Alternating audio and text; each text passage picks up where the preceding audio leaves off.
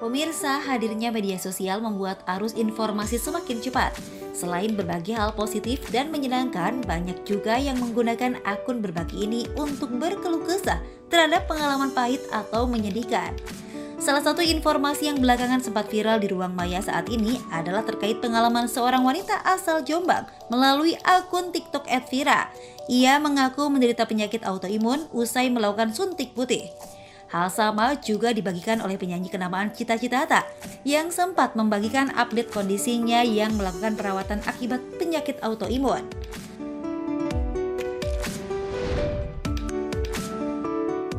Pemirsa, kulit putih sampai saat ini masih menjadi standar cantik bagi kebanyakan masyarakat Asia.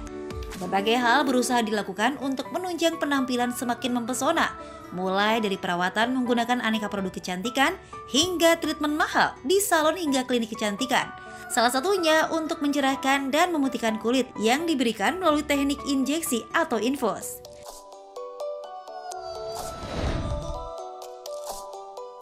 Dengan adanya dua kejadian kasus terkait autoimun yang belakangan ramai dibicarakan, kita pun semakin penasaran terkait keamanan terapi pemutih kulit ini. Lalu, benarkah produk perawatan ini berisiko menyebabkan autoimun?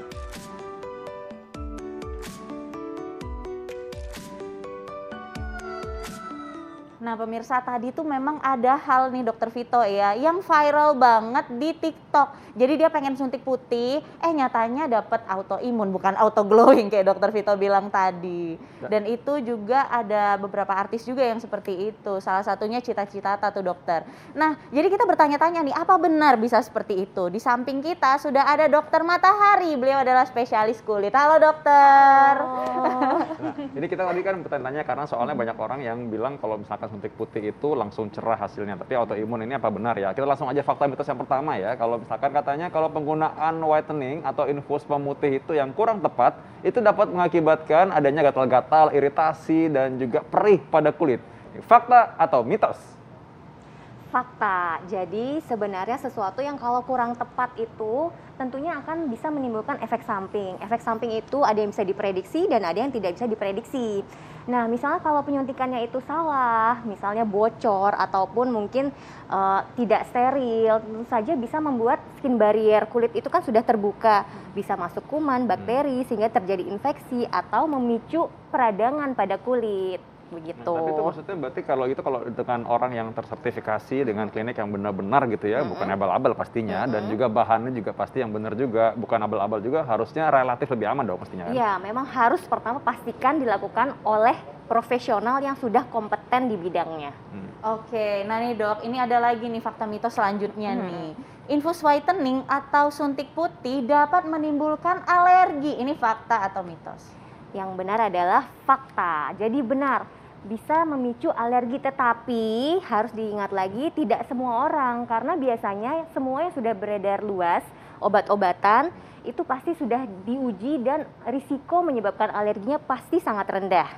Tetapi setiap orang itu memiliki kecenderungan alergi yang milik masing-masing. Jadi kalau memang ternyata orang tersebut alergi terhadap suatu spesifik zat yang disuntikan tersebut, tentu akan keluar alerginya gitu. Dan alergi tadi itu bisa seperti tadi ya, gatal-gatal, juga perih dan lain-lain tadi itu ya.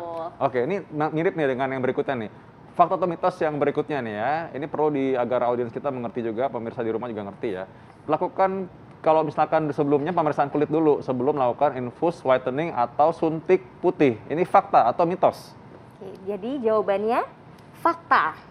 Fakta, tetapi lagi-lagi tetapi sebenarnya tidak harus selalu dilakukan uji terlebih dahulu. Nah, yang benar adalah misalnya kita mau melakukan penyuntikan, kalau penyuntikan tersebut baru yang pertama, itu kita harus tunggu dulu karena kita belum tahu respons atau reaksi tubuh kita terhadap zat tersebut. Biasanya minimal ditunggu 30 menit dahulu untuk melihat reaksi atau respons yang benar-benar waktunya cepat muncul. Jadi kalau misalnya memang terjadi, saat dilakukan penyuntikan bisa langsung diberikan pengobatan yang tepat. Ya benar banget, karena itu memang cukup harus diperhatikan ya dok ya, karena memang alergi itu ada yang ringan sampai dengan berat, jadi memang harus kita perhatikan.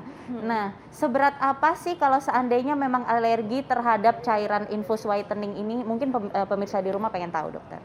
Kalau yang paling ringan mungkin cuma gatal-gatal ya dok, tapi kalau yang paling parah itu bahkan bisa menyumbat saluran pernafasan kita hingga kita tidak bisa bernafas, jadi harus dilakukan pertolongan segera. Begitu. Ya, kadang-kadang emang fatal juga. Ada waktu itu kasus ya, di mana dia alergi dan tadi itu sampai nggak bisa napas dan napasnya pertama bengek tuh awal-awalnya, nyik gitu ya, kayak kucing gitu suaranya. Nah itu udah tanda-tanda tuh, berarti saluran napasnya menyempit. Nah itu sampai harus tolong tuh, sampai kita mesti tusuk tuh tenggorokannya supaya bisa keluar napasnya. Oh itu bahaya sekali. Jadi karena itu mesti hati-hati kalau gitu ya. Iya. Oke, ini fakta atau mitos berikutnya, ini juga penting nih bagi pemirsa supaya tahu ya. Hingga saat ini penyebab pastinya terjadi autoimun itu belum diketahui pasti. Apakah ini fakta atau mitos? Tapi jangan jawab dulu, kita akan kembali saat lagi tetap di Hidup Sehat. Hidup sehat.